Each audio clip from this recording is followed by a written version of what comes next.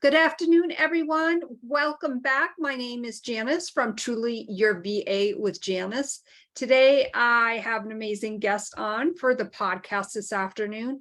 And I just want, before I formally introduce her, I just want to say Rebecca is one of those amazing people that I see my younger self in her. And obviously, I'm slightly older than her. But my gosh, she has a double major in business management and finance and a minor in public relations. Holy moly, right? She's worked with Fortune 500 companies for 16 years. But this is where the story begins. So today, excuse me, I want to welcome to the Truly Your VA podcast, Rebecca Heydon. Thank you so much for being here today on the Truly podcast. Thank you for having me. I'm super excited, and thank you for that introduction. You're so welcome. And I also want to welcome our live viewers from the Wisdom Audio app. They have been absolutely amazing. Now let's dive right on into this conversation. Rebecca, first of all, a double major and then a minor major. Wowzers. Yeah. Well, I had I had originally gone to University of Maryland to do journalism, and didn't love that, and tried to do business there, but that didn't end up working out, whatever. So when I got to Monmouth, I couldn't quite let the journalism type thing go. And so that's why I had added the minor for public relations. And then this is kind of like the start of the story, right? I was great with numbers. I thought that finance was something, it was something technical, something specific you can choose to have a career in. And I really would have majored in leadership. And I felt like management was the thing closest to that. So that was what really got my socks off, so to speak. So that's how that kind of came about. And that's fascinating too, because I think in a way, obviously, it's amazing that you found your path as you were going through that, obviously starting out in journalism and then, of course, realizing that you love the numbers, going into, doing the minor in finance. My gosh, your parents must have had quite the educational bill. They did for Maryland, right? And then when I went to Monmouth, I guess like during my junior year, I started working for Verizon, and they paid for my senior year and then part of my junior year. So that definitely helped. I'm one of those, I'm sure you can relate, those like do it all driven type of personalities, which is how I ended up having quite a successful career and still thinking, what is this? Is this what my life is going to be like for the next 30 or 40 years? Because I was just focused on go, go, go, go, go, right? Right. And sometimes the go, go, go is where we stop, and almost as if we put our brakes on. Now, of course, when I've been on the Wisdom app and my little, I call it the morning brief, where I come on for a few minutes, one of the things that I mentioned was obviously in my respectable age bracket, like my foot is on the gas pedal now. Like I am not stopping. I now have a very clear path, although I don't necessarily know what the path is, but I know what the journey is and where I want to go, if that makes any sense. Mm-hmm. So for you to have that at such an early age, I think is to go through, you went through with the schooling and finding out what you like and what you don't like, which brings us to where you are today. Tell us a little bit more about when you started to realize that, oh, I'm not sure if this is what I want to do, as you just mentioned, for the next 30 years. Yeah, so I was intent on climbing the ladder and did so. And I did that because I wanted to manage people, because I had loved leadership. I thought that would be my opportunity to do it. I knew I hadn't wanted to be a teacher because I didn't like the idea of doing the same thing over and over again. But I thought as a leader in corporate, I would have the opportunity and the freedom, right? Very idealistic as a young person coming out of college. And then as I started to climb the ladder and take on more responsibility and have great teams, I had great teams and big teams and loved them. And yet it still wasn't what I had thought it would be. And the leadership part of it, the development part of it, that's not what they really thought they were paying me for. They thought they were still paying me for all that finance work, which I was falling sort of less and less in love with as time went by. And so that was where I paused. I hired my own coach and started to do the work to figure out, okay, am I just burnt out? Is the love of numbers coming back? Can I bring it back? Or is there something else I'm really meant to do? And that's what, through all the work I did with my coach, all the experimentation I did with her, I went back to my roots of developing people, helping people become their best self, and trying to make a go at it of coaching. And what you just described there, I want to say it's almost like when you get to that fork in the road.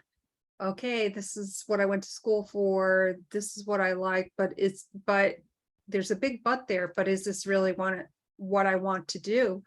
And the fact that you paused for a moment and took your foot off that gas pedal, so to speak, hired a coach to kind of figure out where your intentions would lie, because it almost seems to me like from what you described and what many people go through is almost a love-hate relationship with what they like and what they don't like. Absolutely. Right. I mean, I love the numbers. I love the team that I had, or the many teams I had. They were all so great. And the finance wasn't changing the world the way I wanted it to, right? We were doing business cases and we were up all night and up for weeks at a time, and it wasn't doing it. And I knew of my, left to my own devices, I was never going to prioritize figuring it out, because there was always a fire drill at work, or there was something I wanted to do with my boyfriend or the pups or whatever it was. And, committing to an hour a week where someone was going to hold me accountable and help me look at the scary stuff to figure out what I wanted, that, it was worth it to me at that point. Right. So you prioritized what you said. I was never going to prioritize On my own. on Right? your own. Yeah. Because there, at least in that respect, with working with a coach, you had that accountability factor. So that led you down another path, and then tell us what happened from there. So through the work that I did with her, right? So I did some crazy things.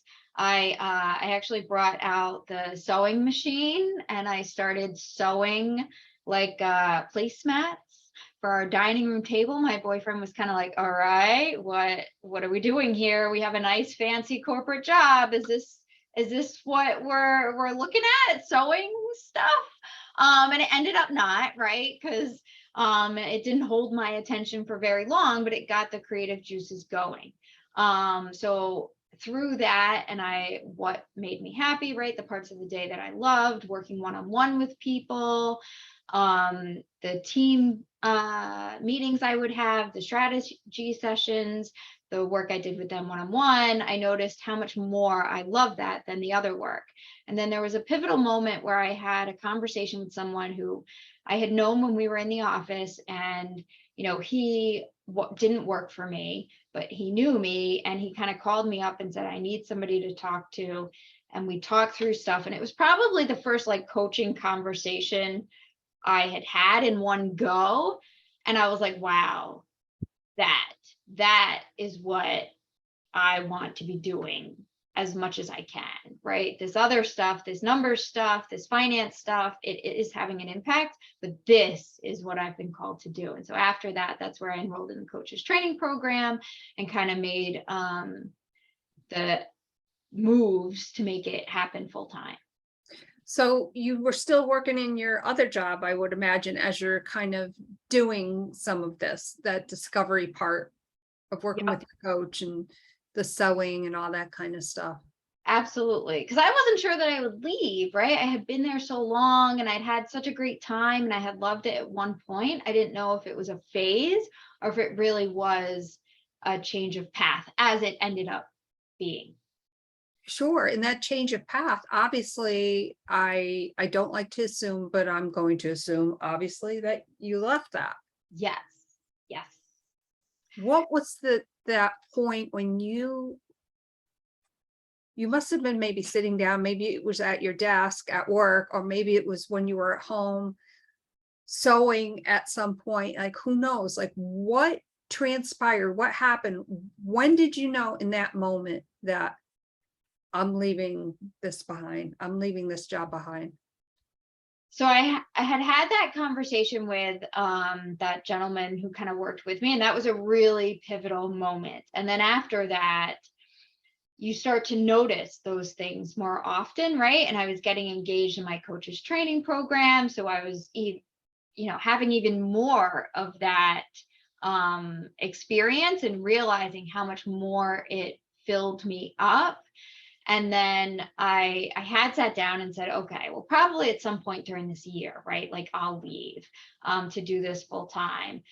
And then I think I was working until like 11 o'clock because my direct report had been working till 11 o'clock and the end was not in sight, right? I mean, this was just the beginning. We were on a bigger project. Everything was going to change.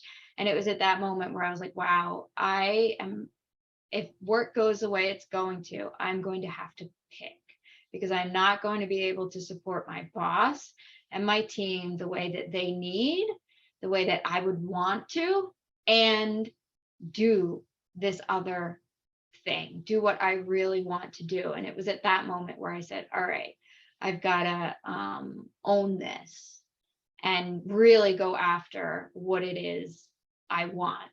Because if I don't do it now, I'm going to get sucked back into everything that goes on in corporate life.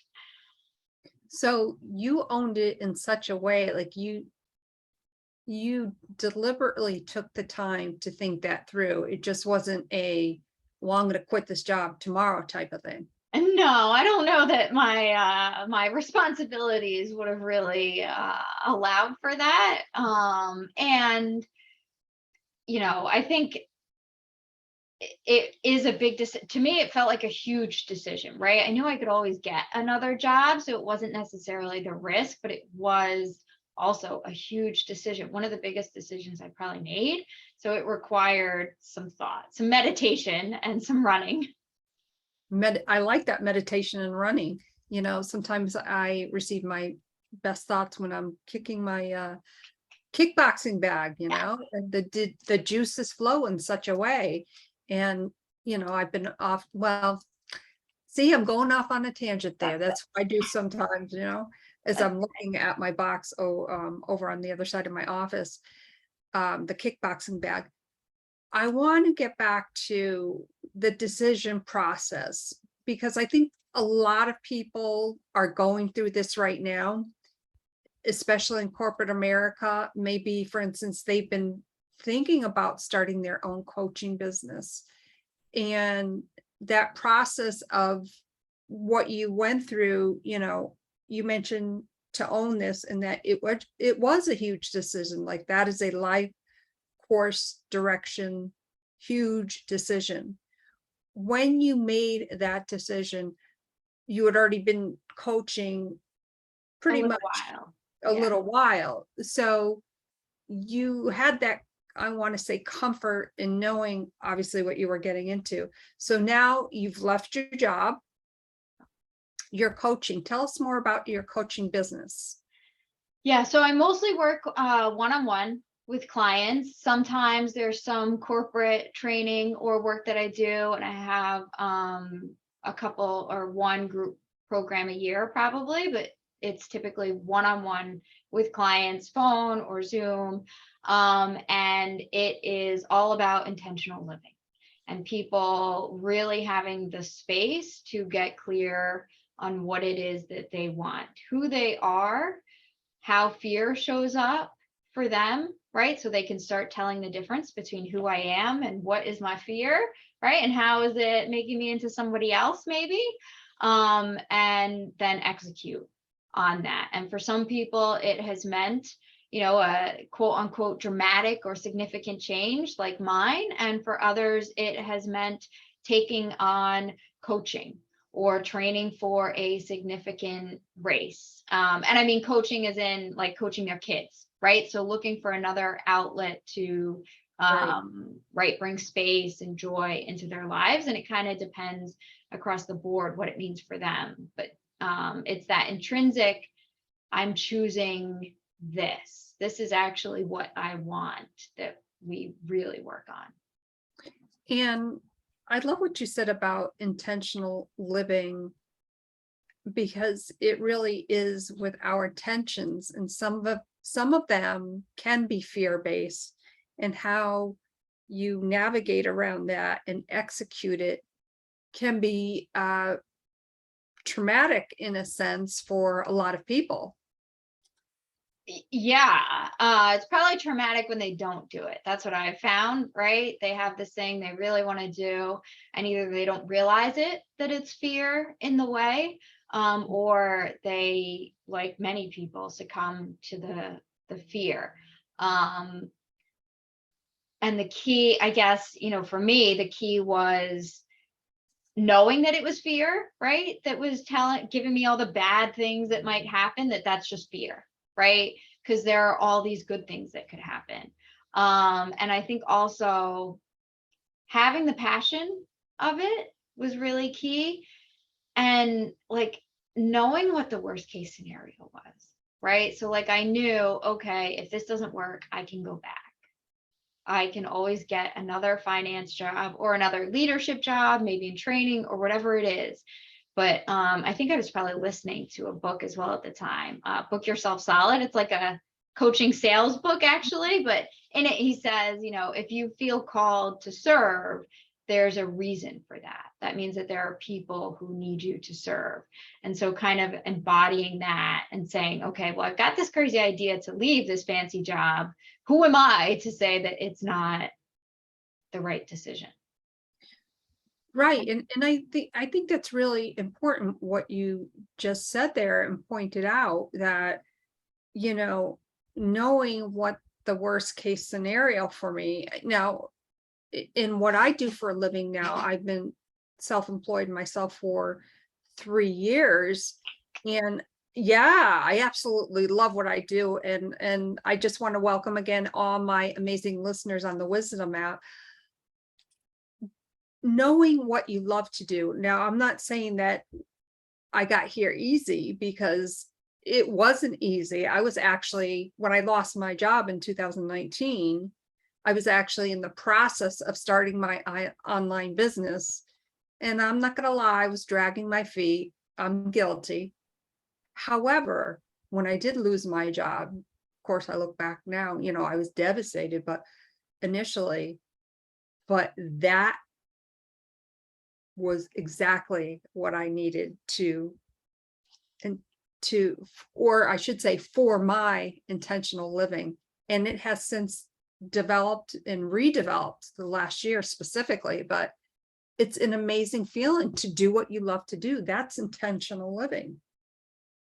Yeah, I mean, it's not like everything we do, right, is what we love to do, right? I mean, I still like a lot of the things, but I still have to do other things that aren't coaching, right? There's the finance, there's the marketing, there's all that other stuff that needs to get done, but it's still aligned, right, to what we want to achieve, what we want to create and be in the world.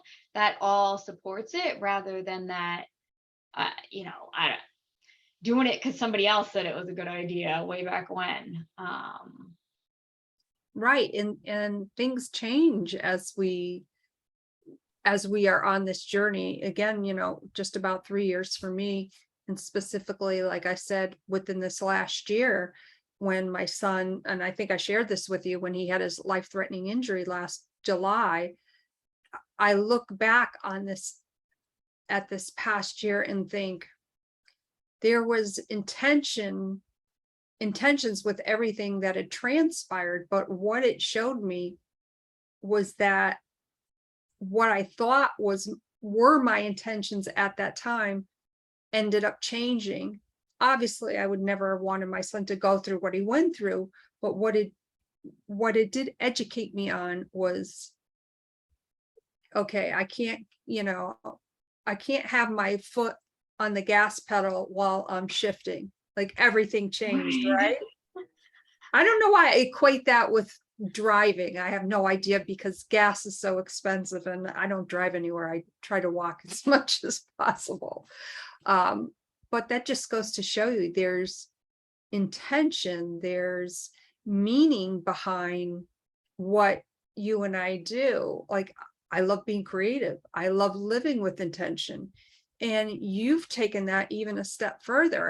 And I think that's, like when I saw your photo in your bio, I'm like, oh my God, she's just like owning it in this picture. And that says if a picture says 1,000 words, yours was 5K for sure.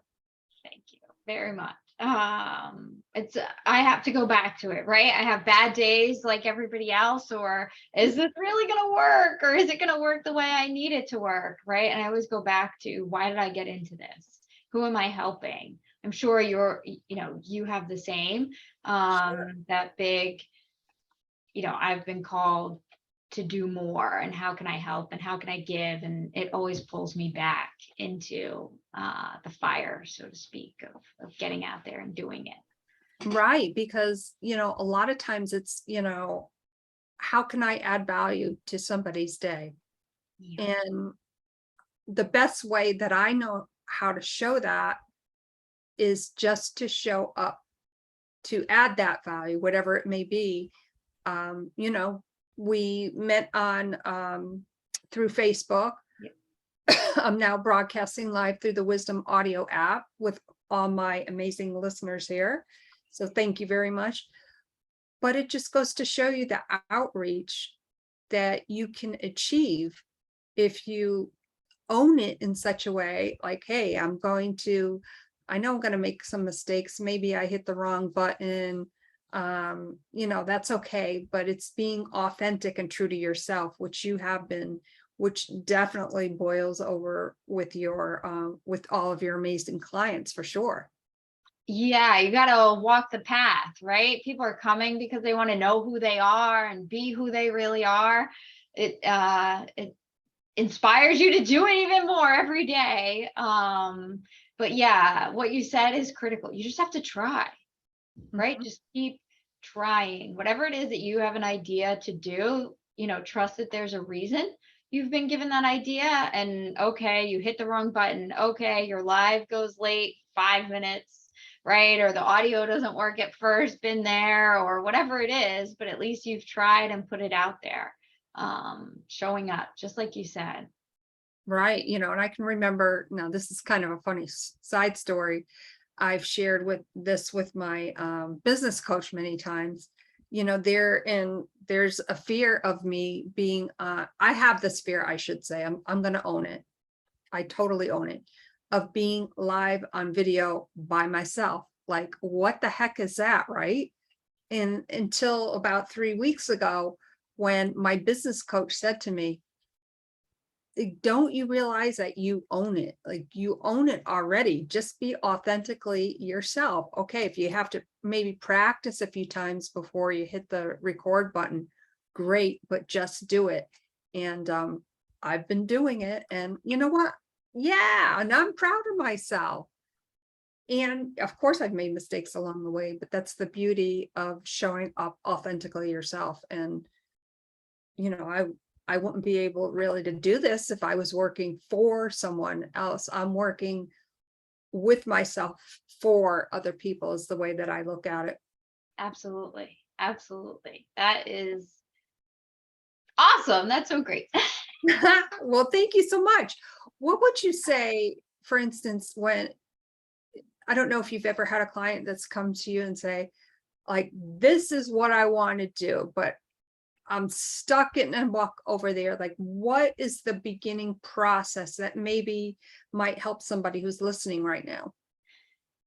So the first place, or one of the first places I would go to is like, what are the stories I'm telling myself?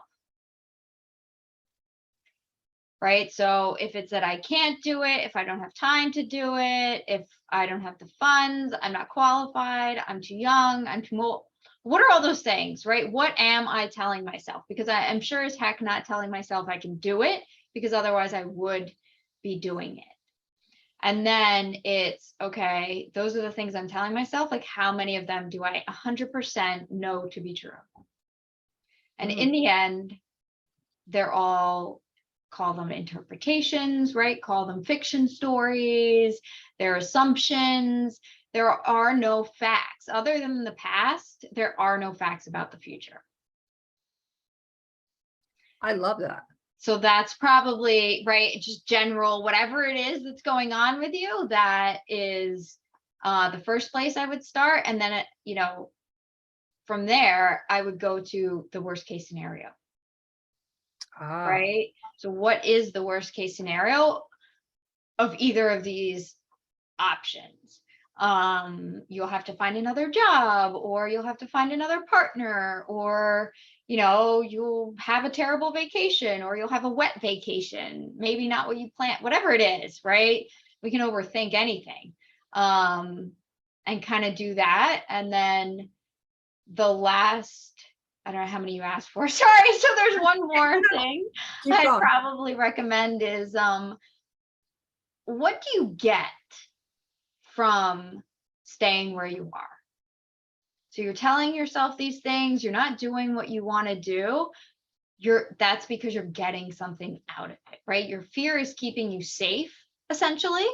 And so you're getting something. And what is it that you're getting? Are you getting to keep dreaming about what could be? Are you getting to avoid rejection? Are you avoiding fear of failure? Right? What are all the things that you're getting? And that can typically, okay, that is why I'm here, but I really want all of this, and maybe help you like move through that.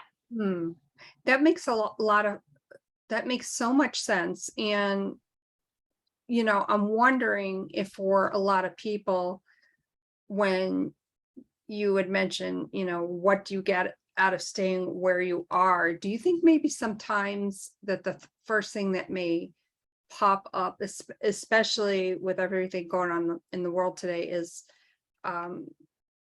maybe the comfort zone of knowing every week that they're getting a paycheck, right? They don't have to worry about that. Yep. And that's one of those valid fears. But what would you say to someone having that specific fear? What are, along with the other things that you had mentioned, what are the stories that are you telling yourself? How do you know them to be true? And what do you get staying where you are? Is that anything that they want to do is doable? So for instance, if they wanted to start a sewing business, that's something that they should delegate time for. And what would you say is the biggest hurdle if you heard something like that? I can think of one big hurdle, it would be time. Yes. What would you say to someone, for instance, if they said, oh my God, this is what I want to do? No, I don't have any time. I would ask where the time is going, right? What are you spending all your time on? Because what you're trying to get to is, it's not that we don't have enough time, it's that we haven't prioritized things, right? So I am just as guilty as the next person of spending time lost in words with friends, or right, whatever it is. So there can be even bits of time that we can use. So that would be the first thing, is like, where is the time going? right? And sometimes that can be an actual, like, open up your calendar, your planner, whatever it is, and let me see. And then we work through it together. The other thing is like, how much time do you need? Because a lot of people naturally, as adults, as humans, we have ideas that we need 4 hours, right? One big 4 hour gap to do whatever it is that we think we want to do, or 2 hours, right? Or some big time allotment. And if we don't have a plan, or we don't know exactly how much time we need, like maybe we just need 15 minutes to Google a sewing business and what it takes, or how to set up an Etsy shop, or Google people on LinkedIn that have the job you want. You can start with 15 minutes. So that would be the other thing, is where is the time going? And okay, you say you don't have the time, but how much time do you need? That's key. How much time do you need? And maybe they don't specifically know, but even like you said, if they said, okay, 15 minutes, I'm going to Google people who already do this. And maybe, if it's an Etsy type of thing, follow them on Etsy and kind of make a spreadsheet and, hey, Rebecca Heydon on Etsy, I see something on there like every week. So is that something that is doable for me? Yeah. And what is doable, right? How long, if we're talking about the knitting, right? Like, how long does it take for you to knit something? And I mean, the other, right, something like that, especially if you're going to do it on the side at first, which is what I would encourage, right? Take the long game. And this is all like working out or changing our diet, right? We do it in baby steps. We don't do it overnight.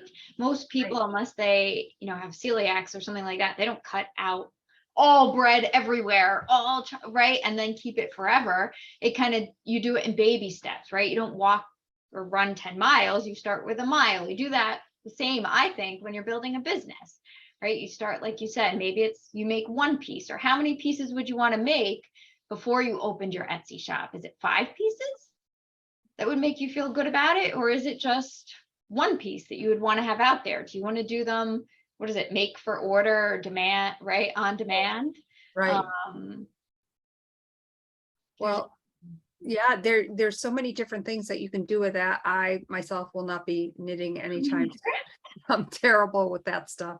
And as I've often said, business wise, obviously with being a VA, there's things that I love to do. There's things that I don't like to do. And there's one thing that I know how it works, but I just can't put it together, which is creating a funnel. But anyways, those are my issues. But that's the beauty of what we do, is that, you make it doable. Like set yourself up for success. yes. Start it with 15 minutes, and maybe you found as you're digging through and doing your research that, wow, you actually spent 45 minutes on it. So now you're like, wait a minute, I said 15 minutes, but I was able to get all this done in 45 minutes. So that's living and accounting for yourself with really good intentions. Yep. That's often how it happens, right? Yes, it absolutely does. I want to thank all my listeners on Wisdom. And if it's okay with you, if any of our listeners on Wisdom, if they have a question for you, we'll give it just another minute and welcome a guest to come up. I think we have time for one guest to pop in if they have a question, or send me something through the back channel there. Now, Rebecca, where do you see intentional living going? Like, are there now, like, you have your business and it's obvious that you love what you do, as I love what I do. What do you think is the next step for you? I think eventually, maybe in 2023, it'll probably be about like growth for myself. So how do I maybe do more group stuff? How do I speak maybe to larger groups? What about retreats? Is there a way to get involved with that? I think, that's a great opportunity because people are really trying to be in the right mind space, right? Rather than when we're at work. So those are some of the things I'm noodling around with. How do we make that happen? I like that, noodling around with. I'm gonna have to steal that one. I love that. Rebecca, when a little birdie told me that you have a book club, I do. Yes. Yes. would you like to share that with us? I would love to share that. We just had our 1 year anniversary, the 28th of July. So I started it, it's in person in New Jersey. It's a personal and professional growth and development book club because I'm a big geek and I was reading those books anyway. And last year I said, maybe there's other women out there doing this or interested in it or whatever. And so I put it together. And I have met the most amazing friends through it. I'll never forget the first time where I showed up and I was so nervous that nobody was going to show up because I used Meetup and What Do You Know? And Caitlin walked in. It was like, she's like, oh, are you here for book club? And I'm like, yes. Right. And so there were two of us. It didn't matter. Right. The rest of it did not matter. But yeah, so it's been great to have different people choose the books. Like we rotate around. So I get to read books that I might not have come across. And then we meet once a month and we talk about the book, obviously catch up. And it's been awesome to see how different women take on different things, how they interpret different things. It's always good when somebody doesn't like the book as well, because that drives even more conversation. But yeah, it's been a lot of fun. Oh, that's wonderful. And by the way, everyone on Wisdom, you should have seen her, Rebecca's face lightening up there. That was so cool to see. Like you were in the moment of that first meeting. You showed your expression, and that was intentional living. My gosh, I've so enjoyed having you on the Truly Your VA podcast today, and hope that you will definitely consider coming on again. Of course. I've had so much fun. Thank you. Oh, you're so welcome. And I wanted to take this opportunity again to thank everybody on the Wisdom app. We have quite a few listeners on. Thank you so much for being here. And this is Janis, the host of the Morning Brief and Truly Your VA podcast today with Rebecca Heydon. Thank you all so much. Bye for now. Thank you. Hey, Facebook, thank you so much for being here today. This has been an amazing conversation with Rebecca. She definitely will be on again. Truly Your VA is the business podcast, not only to inspire, but to live with intention. Are you noodling around with something? We need to chat. My name is Janis. Come back often. Let me know what you thought of today's podcast. Go to my website, TrulyYourVA with Janis.com. Thank you, Rebecca. Thank you. So great.